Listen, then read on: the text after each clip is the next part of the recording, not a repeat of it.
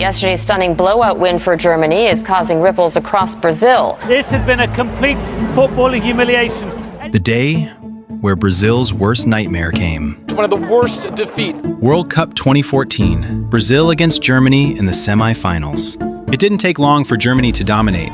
Germany scored! One goal. Real trouble! Then another. They're making another one here! It's 3-0! And another. Finishing! It's all over now! Slowly, Brazil began to fall apart, being humiliated in front of their own people in the biggest match of their lives. The scoreboard read 7-0, but in the dying seconds, one player scored. Keeper, maybe he can force one in. Oscar, he's got a goal! That doesn't change anything, but it showed a flicker of quality left standing. That player was Oscar, the young, talented Chelsea player. But since then, he disappeared.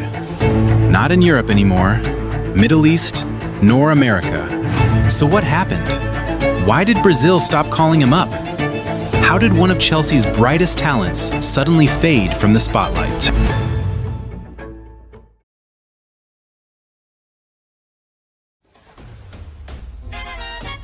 Brazil, the country where football is everywhere. Like millions of Brazilian kids, Oscar grew up dreaming to become a footballer. He joined Sao Paulo's academy at just 13 years old, and by 17, he was already in the first team. He helped Sao Paulo win the club's third league title. But, tiny problem, his own club refused to pay him bonuses he was owed from that title. So he did something most teenagers never would. He took his own club to court. And he won. His contract was ruled void, and he left for Internacional on a compensation fee, meaning he's starting over from nothing. But that risk? It turned out to be a victory. At Internacional, he managed to get 13 goals and 10 assists in a single season. That same year, he scored a hat trick in the Under-20 World Cup final for Brazil. Forward in the penalty area, Oscar's ball in, it's gone all the way in! Not even Mika can keep this one out! A year later, he managed to play at the London Olympics, wearing the legendary Brazil's number 10 shirt, the one their manager said publicly they don't give out to anybody. His performance was astonishing. Chelsea saw that he has potential. So in 2012, Chelsea paid about £25 million for him. People were already comparing him to Kaká before he'd even played. And for a while, the comparison looked earned. He'd already been at Chelsea for 2 years by the time he scored in the World Cup 2014 against Germany. The year after, he wins the Premier League. He picks up a League Cup and a Europa League too. Over 4.5 seasons in England, he makes more than 200 appearances, playing through one of the most chaotic stretches in Chelsea's modern history. He was only 25 years old. His best years still haven't started yet. But less than 3 years after his goal in the 2014 World Cup, he's gone. And here's where the story gets more complicated than most people realize.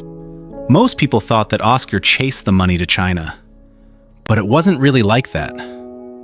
When Antonio Conte took over at Chelsea, he switched the formation from 4-2-3-1 to 3-4-3, which Oscar found himself squeezed out. Eden Hazard and Pedro had the wing spots covered. Cesc Fabregas and N'Golo Kanté had locked down central midfield. Since then, Oscar started spending real time on the bench for the first time in his Chelsea career. So he looked for a way out. In Europe first. Atletico Madrid wanted him. Oscar has said directly that he was close to joining them. However, Chelsea refused to sell him, holding out for a fee nobody in Europe was willing to pay at the time. The move collapsed. And Oscar simply didn't want to keep sitting on the bench. That's the moment China walked in.